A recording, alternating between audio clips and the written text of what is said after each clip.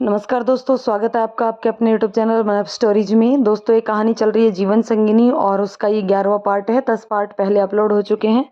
यदि ये पार्ट आप पहली बार देख रहे हैं तो पहले इसके 10 पार्ट जरूर पढ़िएगा और उन सब का लिंक आपको नीचे डिस्क्रिप्शन बॉक्स में प्लेलिस्ट का लिंक दिया हुआ है जीवन संगिनी नाम से। उसी प्लेलिस्ट में जाकर के बाकी के सभी पार्ट्स आप पढ़ सकते हैं। तो चलिए इस पार्ट को हम शुरू करते हैं। भाई, पूरा सॉलिड जुगाड़ करके आया हूँ। तू उस लड़की की जगह पर भाभी के कमरे में आएगा। मैंने उससे बात कर ली है और उसे बढ़िया कड़क माल दे दिया है। अब मैं जा रहा हूँ रसोई घर में। देख, तेरी वजह से मुझे भी क्या कुछ नहीं करना पड़ रहा। और अब तू भाभी के पास जा, लेकिन बस थोड़ा सा सेफ रहना, क्योंकि भैरव सिंह के कुत्ते चारों तरफ घूम रहे हैं। सलोनी नहाने के लिए बाथरूम में जाती है और उसके कपड़े लेकर अभिमन्यु लड़की के भेष में अंदर आता है। जिस लड़की ने अपनी जगह अभिमन्यु को अंदर भेजा था वह बाहर आकर कहती है, राजकुमारी को कभी परेशान मत करना, वह आराम करने जा रही है। गुस्सा हो जाएंगे तो मुझे मत कहना, ठीक है। वह दरवाज़ा बंद करके और अभिमन्यु को इशारा करके चुपचाप वहाँ से निकल जाती है। अभिमन्यु, तुमने कभी सोचा था कि तुम अपनी ही पत्नी से मिलने के लिए इस तरह लड़कियों का वेश बनाकर चोरी छुपे आना पड़ेगा? इतने में सलोनी नहाकर बाहर निकलती है। अभिमन्यु की नज़रें उसी के ऊपर टिक जाती हैं। इस वक्त वो नहाकर निकली हुई बिल्कुल जलपरी की तरह लग रही थी। पानी की बूंदें उसके गोरे बदन पर बिल्कुल मोतियों की तरह लग रही थी। अभिमन्यु का गला सूखने लगता है। वह मन में कहता है, कैसा छिछोरा है मेरा मन, अपनी ही पत्नी को किस तरीके से देख रहा है। इधर सलोनी का मन अचानक से जोरों से धड़कने लगता है। उसे अपने आसपास अभिमन्यु का एहसास होता है। वह चारों तरफ देखती है, लेकिन सिवाय लड़की के उसे कोई दिखाई नहीं देता। वह उदास होकर बैठ जाती है और आईने के सामने बैठकर अपने बाल साफ करने लगती है। तुम यहाँ पर क्यों खड़ी हो? तुमने इस तरीके से घूंघट क्यों डाल रखा है? इस कक्ष में सिर्फ हमारे और तुम्हारे अलावा दूसरा कोई नहीं है। अब अभिमन्यु कुछ संशय में सोचता है कि अगर वह घूंघट उठाता है तो सलोनी उसे इस वेश में देखेगी तो क्या सोचेगी, उसका मजाक उड़ाएगी। लेकिन उससे मिलना भी तो था। यहाँ पर ऐसी कोई भी जगह नहीं है जहाँ पर वह जाकर अपने कपड़े बदल सकता। और अगर उसने घाघरा चोली उतार दिया तो उसे महल से बाहर भी जाना है। कैसे जा पाएगा? अभिमन्यु धीरे से जाता है और कंघी उठाकर सलोनी के बाल बनाने लगता है। सलोनी तुरंत उससे दूर हो जाती है। कौन हो तुम? अभिमन्यु आंखें बंद करके एक लंबी सांस लेता है और अपना घूंघट हटा देता है। उसे देखकर सलोनी की आंखें हैरानी से फटी की फटी रह जाती हैं। अभिमन्यु इस तरह देखकर शर्माने लगता है, क्योंकि इस वक्त उसने औरतों का गेटअप ले रखा था। तभी सलोनी ने तुरंत अपना चेहरा दूसरी तरफ घुमा लिया और गुस्से में बोलती है, अब क्या करने आए हैं आप यहाँ पर? तुमसे मिलने आया हूँ सलोनी, वह भी इतना खतरा उठाकर। तुम जानती हो ना, तुम्हारा ये महल नहीं छावनी बना हुआ है। इसलिए देखो विशाल ने मुझे किस गेटअप में अंदर भेजा है। क्या ज़रूरत थी आपको यहाँ पर आने की? क्यों आए हैं मुझसे मिलने? क्या रिश्ता है आपका मेरे साथ? अरे हाँ, शायद आपको पता चल चुका होगा कि मैं यह गरीब सलोनी नहीं हूँ जिसके साथ शादी करने के बाद आपको आपके स्टेटस पर धब्बा नजर आ रहा था। मैं तो गलती से राजकुमारी निकल गई। तब शायद आपने सोचा होगा कि अब आपको मेरे नाम के साथ अपने स्टेटस को और ऊंचा उठाने में मदद मिल जाएगी। इसलिए आए हैं ना आप, अपने मतलब के लिए, अपने फ़ायदे के लिए। वरना अभिमन्यु अग्रवाल को तो सिर्फ बिजनेस करना आता है, रिश्ते तो उसकी ज़िंदगी में कोई जगह नहीं है। जानता हूँ मैंने बहुत बड़ी गलती की है। तुम्हें जितना सुनाना था मुझे सुना लो, लेकिन मैं तुम्हें पूरा सच बताए बिना यहाँ से नहीं जाऊँगा। सलोनी की आंखों में आंसू थे। वह पलटकर अभिमन्यु की तरफ देखती है। कौन सा सच बताने आए हैं? आपने मुझे वचन दिया था कि ज़िंदगी में कैसा भी वक्त आ जाए, लेकिन आप कभी मेरा हाथ नहीं छोड़ेंगे। लेकिन आपने तो झटके में मेरा हाथ छोड़ दिया। ऐसा नहीं है सलोनी, मैंने तुम्हारा हाथ मजबूरी में ही सही, लेकिन छोड़ा तो है ना आपने अभी मेरा हाथ। अभी सुनकर अभिमन्यु को अच्छा भी लगता है, लेकिन अगले ही पल उसे याद आता है कि सलोनी ने मजबूरी भी बोला है। वह थोड़ा सा हैरान हो जाता है और फिर सलोनी की तरफ देखता है और उसकी आंखों में सवाल था। सलोनी अपने आंसू पोंछकर कहती है, आप जानते हैं, आपको मानना पड़ेगा कि मैं आपको आपसे ज़्यादा जानती हूँ। मतलब आपने वहाँ पर जो ड्रामा दिखाया था ना, घर पर सबके सामने, अगर आपको लगता है कि मैंने उसे सच्चाई मान लिया था तो सबसे बड़े बेवकूफ़ हो आप हुए। जानते हैं मैं बार बार आपकी आंखों में देखने के लिए क्यों बोल रही थी? क्योंकि आपकी आंखें मेरे लिए एक खुली हुई किताब हैं जिन्हें मैं बहुत आसानी से पढ़ सकती हूँ। और मैंने देख लिया था कि आपकी आंखों में जो कुछ भी दिख रहा है वह क्या है। आपने किसी दबाव में आकर, किसी मजबूरी की वजह से वह सारा ड्रामा किया था।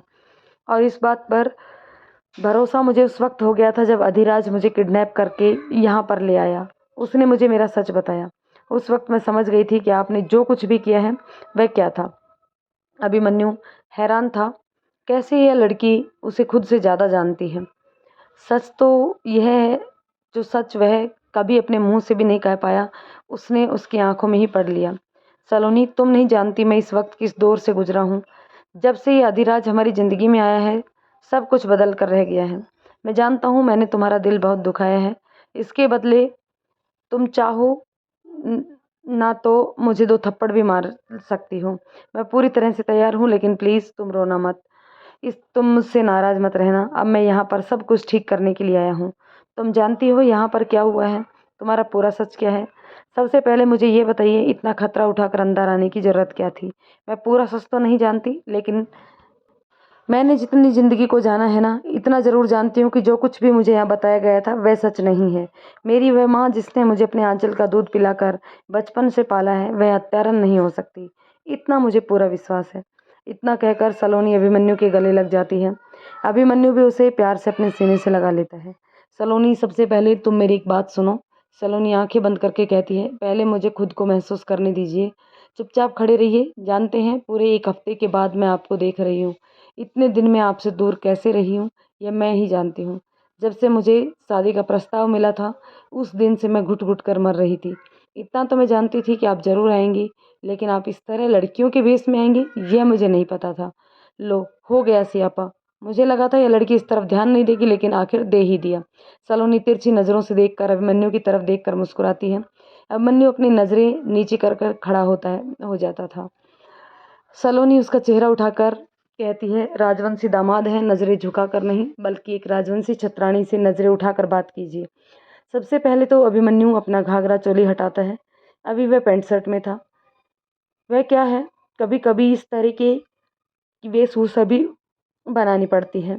तो मेरी छतरानी, सबसे पहले आप यह बताइए कि नज़रों से मुझे ही घायल करने का इरादा है या फिर कुछ और भी सोचा है आपने, क्योंकि आपके इस महल में बहुत कुछ चल रहा है। बीवी, तुम मुझे इतना अच्छे तरीके से कैसे समझती हो, क्योंकि आप मेरी आत्मा में बसे हैं।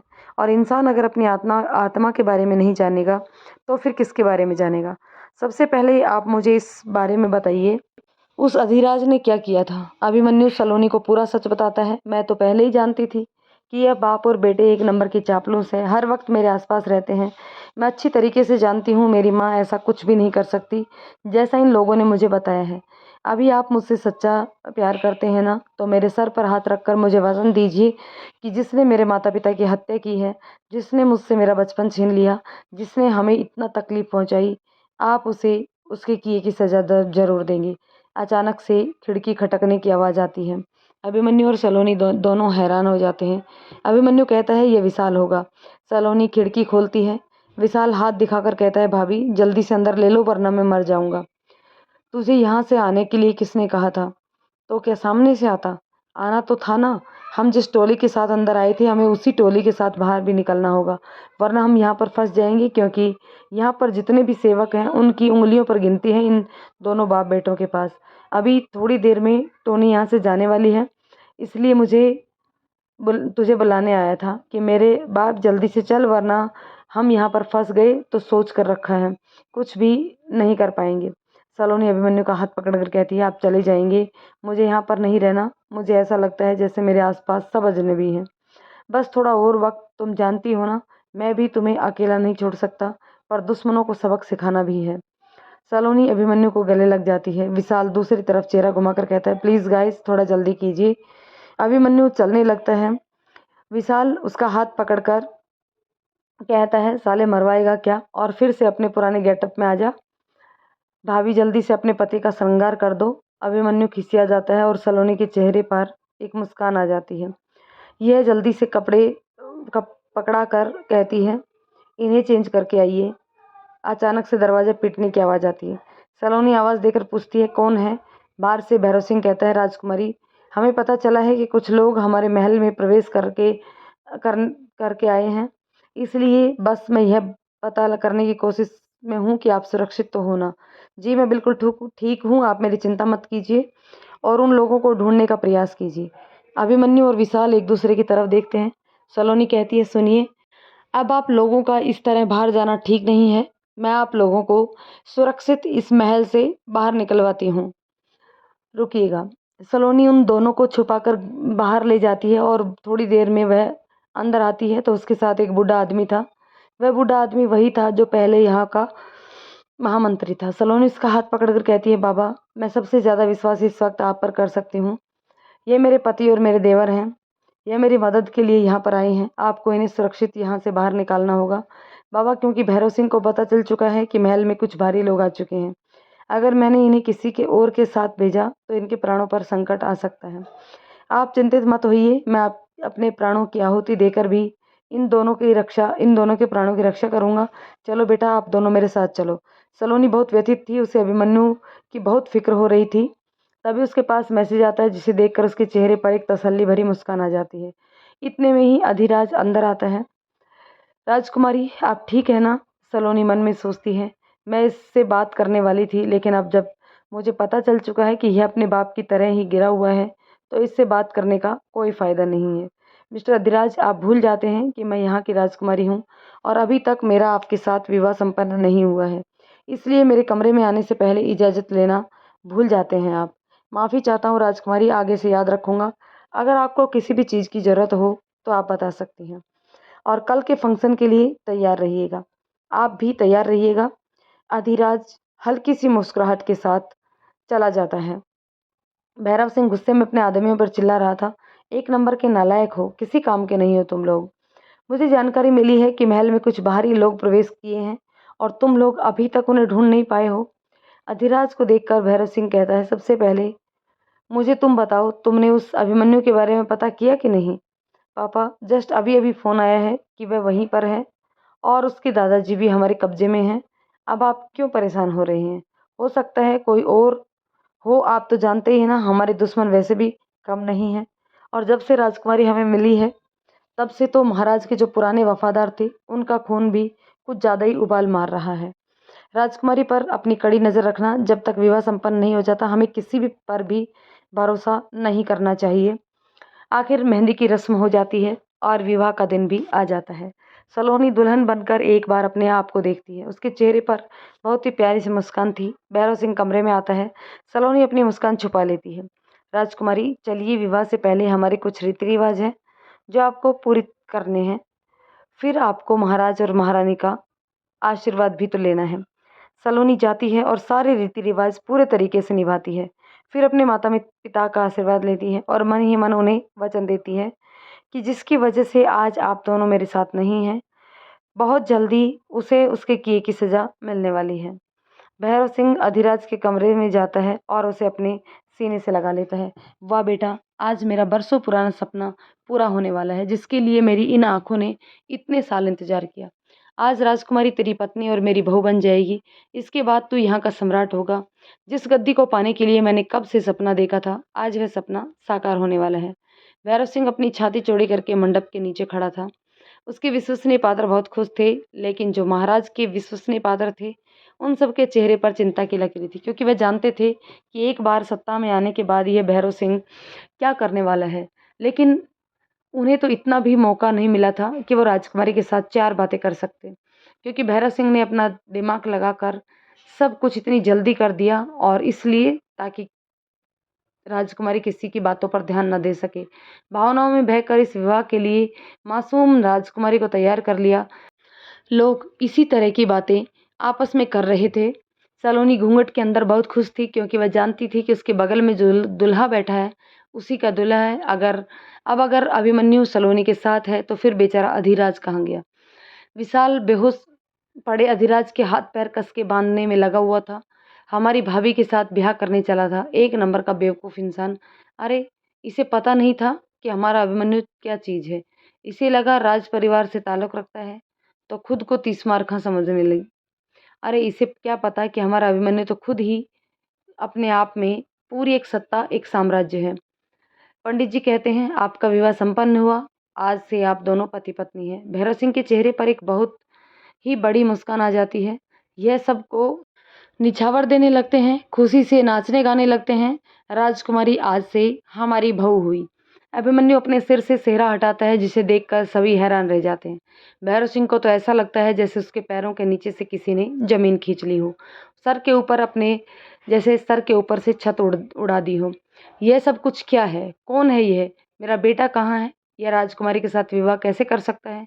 बंदी बना लो इसे, इसने हमारे साथ धोखा किया है, दुश्मन है यह। सलोनी अभिमन्यु के सामने खड़ी होकर कहती है, खबरदार, जो किसी ने हमारे पति को हाथ लगाने की कोशिश की। यह हमारे पति हैं, पहले भी यही थे, आज भी यही हैं और आगे भी यही रहेंगे। देख भैरव सिंह, तू किनारे पर आकर डूब गया। तुझे क्या लगा कि तेरी झूठी बातों में आकर मैं अपना जीवन बर्बाद करूंगी और तेरे उस बंदर बेटे से शादी करूंगी? राजवंशी छत्राणी से शादी करने के लिए जिगर चाहिए जो तेरे बेटे में नहीं है। ये मेरे पति हैं, आज सभी के सामने मैं स्वीकार करती हूँ कि यही मेरे पति हैं। जब मैं यहाँ पर लाई गई थी, मेरी शादी हो चुकी थी, मेरी शादी 6 महीने पहले हुई है, लेकिन इस भैरव सिंह ने यह बात आप सबको नहीं बताई। मेरे पति पर दबाव डालकर इसके बेटे ने मेरा और मेरे पति का तलाक करवा दिया, हालांकि वह तलाक के पेपर नकली थे। इन बाप बेटों को लगता है कि इस दुनिया में सबसे ज़्यादा दिमाग इन्हीं के पास है, लेकिन ये भूल जाते हैं कि दूसरा वाला भी इनसे चतुर हो सकता है। अगर तुम यहाँ हो तो फिर मेरा बेटा कहाँ है? क्या किया है तुम लोगों ने मेरे बेटे के साथ? सलोनी गुस्से में कहती है, अपनी जबान बंद रखो। बेटा कुछ देर के लिए आंखों के सामने से ओझल हो गया तो तड़प उठे। सोचो, तुमने तो मेरे माँ बाप को बेरहमी से मार दिया, मैं कितना तड़प रही हूँ तेरा सच जानने के बाद। राजकुमारी जी कैसी बातें कर रही हैं? मैं तो यहाँ का वफादार हूँ। खबरदार, अगर अपने मुंह से वफादारी जैसे पवित्र शब्द को गाली दी तो तू वफादार नहीं है, बल्कि वफादारी के भेष में गद्दार बैठा हुआ है, जो सालों से मेरे साम्राज्य को चूसने में लगा है। मेरे पिता की आंखों पर पट्टी बंधी हुई थी, जो उन्होंने तुम जैसे धूर्त को अपना दोस्त बना लिया, लेकिन मैं उनकी तरह नहीं हूँ। मुझे अच्छी तरह से समझ में भी आ रहा है और दिखाई भी दे रहा है।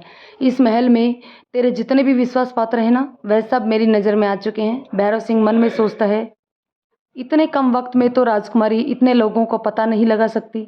4-5 दिन के अंदर भला ये सालों की व्यवस्था को अस्त व्यस्त कैसे कर सकती है? जरूर हो ना हो, किसी ने भी इसका साथ जरूर दिया है। प्रजा में रोष बढ़ जाता है, सभी भैरव सिंह को सजा देने की बात करते हैं। भैरव सिंह कहता है, ऐसा कैसे? मेरा दोष अभी तक सिद्ध नहीं हुआ है, किसी ने राजकुमारी को मेरे खिलाफ भड़काया है। बेचारी 4-5 दिन पहले तो यहाँ आई है। निरुपमा जी को देखते ही उसके हाथ पैर फूल जाते हैं। सलोनी उन्हें देखते ही उसके गले लग जाती है। निरुपमा जी प्यार से उनके सिर पर हाथ फेरती है और भैरव सिंह के सामने जाकर सबसे पहले उसके गाल पर एक जोरदार थप्पड़ लगाती है। एक थप्पड़ मेरी महारानी की पर कुदृष्टि डालने के लिए, दूसरा थप्पड़ मारकर कहती है, यह थप्पड़ मेरे महाराज के विश्वास तोड़ने के लिए, ये थप्पड़ मेरे प्राणों से प्रिय महारानी और महाराज की हत्या करने के लिए, यह थप्पड़ मेरी राजकुमारी को मारने की इच्छा रखने के लिए, ये थप्पड़ मुझे मेरी प्रजा में बदनाम करने के लिए। भैरव सिंह गुस्से में लाल हो रहा था। वह निरुपमा का हाथ पकड़ने की कोशिश करता है। अभिमन्यु बीच में आता है और भैरव सिंह का हाथ मोड़कर पीठ पर लगा देता है और चिल्लाकर कहता है, इस महल में तेरे जितने भी विश्वास पात्र हैं उन सब को बुला ले, मैं भी देखता हूँ कि तुझे कौन बचाता है। निरुपमा जी पूरी प्रजा के सामने भैरव सिंह का सच बता देती है और निरुपमा जी का साथ महल के पुराने विश्वास पात्र लोग देते हैं। विशाल अधिराज को पकड़कर लाता है और प्रजा के सामने फेंक देता है। अधिराज अपने घुटनों के बल बैठा हुआ था और भैरव सिंह उसे जलती हुई निगाहों से देख रहा था, क्योंकि उसकी वजह से ही आज सबका सब कुछ बर्बाद हो गया था। अभिमन्यु विशाल को इशारा करता है। विशाल बाहर आता है और थोड़ी ही देर में उसके साथ रागिनी थी। अधिराज की नज़रें जैसे ही रागिनी पर पड़ती हैं, वह हैरान रह जाता है और भैरव सिंह की तरफ देखता है। अब तो उसका बाप उसे मार डालेगा। भला ये रागिनी लोगों के हाथों में कैसे लग गई? लेकिन मेरे आदमी तो बोल रहे थे कि उन्होंने रागिनी को सुरक्षित पहुंचा दिया, फिर ये यहाँ कैसे? अभिमन्यु अधिराज से कहता है, हैरान है, यह लड़की हमारे हाथ कैसे लग गई? अपने पिता से पूछो यह हमारे हाथ कैसे लगी। अधिराज हैरान होकर कहता है, लेकिन पापा को रागिनी के बारे में कैसे पता? वह तो इसे जानते तक नहीं है। अरे मूर्ख, तुझे तेरा बाप बेवकूफ़ लगता है क्या? वह अच्छी तरह से इस लड़की के बारे में जानता है। और तेरे वो आदमी जो इसे छोड़ने जा रहे थे सुरक्षित जगह पर, तेरे बाप के कहने पर इसे जान से मारने जा रहे थे, वह तो हमने इसे बचाया है। लेकिन यह लड़की तुझसे सच्चा प्यार करती है। हमारे इतना पूछने पर भी इसने तेरा नाम नहीं बताया। वह तो तेरे आदमियों को फोड़ा तब उन्होंने इसका सच बताया। क्या पापा ने रागिनी को मारने का आदेश दिया था? रागिनी रोते हुए सबके बीच में से खड़ी थी। सलोनी जाकर उसके आंसू पोंछती है और उसे अपने गले से लगा लेती है। क्या तुम्हारा प्रेम इतना ज़्यादा कमज़ोर है कि तुम इस तरह सर झुकाकर यहाँ पर खड़ी हो? अगर प्रेम करती हो तो विश्वास के साथ सर उठाकर बोलो, गर्व से बोलो। नहीं राजकुमारी, मैं सबके बीच में अपने पवित्र प्रेम को अपमानित नहीं करना चाहती। अपमानित तो तब होगा जब तुम अपना मुंह बंद रखोगी। तुमने तो प्रेम किया है, फिर डर किस बात का। भैरव सिंह अपना आपा खो देता है और अपनी जेब से चाकू निकालकर अधिराज की गर्दन पर रख कर कहता है, तुझ जैसी औलाद होने से बेहतर था कि तुम पैदा होते ही मर जाते। आज तेरी वजह से मेरा सारा किए कराए पर पानी फिर गया। जिसके लिए मैंने इतने सालों तक इंतजार किया, इतनी मेहनत की, इतना सब कुछ बर्दाश्त किया, आज वह सब कुछ सिर्फ और सिर्फ तेरी वजह से बर्बाद हो गया।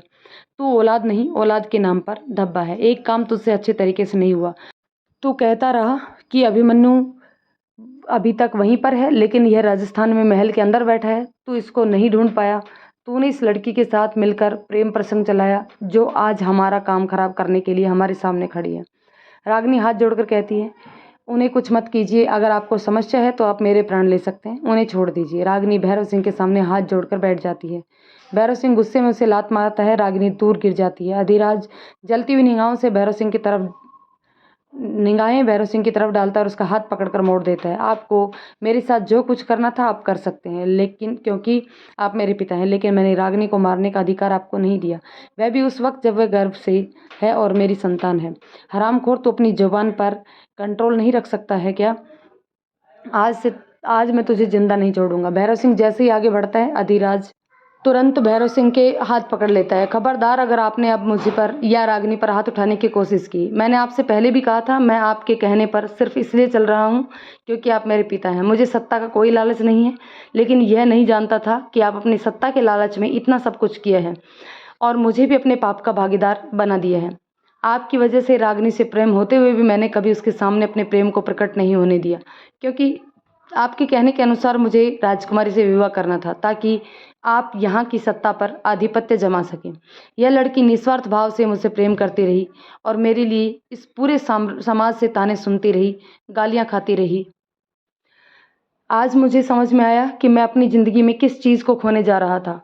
मैं आप सबके सामने स्वीकार करता हूँ कि मैं रागिनी से प्रेम करता हूँ और मैंने रागिनी से विवाह भी किया है। हम दोनों पति पत्नी हैं और इस वक्त रागिनी के गर्भ में मेरी संतान है, जिसे मैं अपना नाम दूंगा क्योंकि वह मेरी संतान है। मेरा अपने इस पिता के साथ अब कोई भी संबंध नहीं है। जिसे अपनी औलाद से मोह नहीं, उसे भला इस दुनिया में किस चीज़ से मोह होगा। इन्हें मोह है तो सिर्फ सत्ता से। निरुपमा जी के आने के बाद भैरव सिंह का पर्दा फाश हो चुका था, उसका सपना बर्बाद हो चुका था, इसलिए वह वहाँ से भाग निकलता है। क्योंकि इतने समय में इसी महल में रह रहा था, यहाँ पर उसके कुछ विश्वास पात्र भी थे। हालांकि अब उन विश्वास पात्रों पर भी पहरा लग चुका था, लेकिन फिर भी गुप्त रास्ते से भैरव सिंह महल से बाहर भाग गया। अब यहाँ से मैं बिल्कुल सुरक्षित हूँ। मैं जानता था अगर ऐसा कुछ भी हुआ तो मैंने पहले से ही अपनी सुरक्षा का इंतजाम कर लिया था, क्योंकि मुझे मेरे इस नालायक बेटे पर बिल्कुल भी भरोसा नहीं था। आज उसकी एक गलती की वजह से सब कुछ बर्बाद हो गया। भैरव सिंह अपनी प्राइवेट जेट की तरफ जा रहा था ताकि वह जल्दी से जल्दी राजस्थान छोड़कर जा सके। अचानक से उसकी गाड़ी के आगे एक और गाड़ी आकर लग जाती है। उस गाड़ी से अधिराज को उतरते जब भैरव सिंह देखता है तो उसका दिमाग खराब हो जाता है। आज उसका खुद का बेटा उसका रास्ता रोककर खड़ा था, जबकि वह जानता था कि उसकी ज़िंदगी खतरे में है। सलोनी और अभिमन्यु गाड़ी से नीचे उतरते हैं। अधिराज को देखकर भैरव सिंह का दिमाग खराब हो जाता है। वह अपनी गाड़ी से नहीं उतरता, बल्कि अपनी गाड़ी फुल स्पीड में करके उन लोगों की तरफ भगा देता है।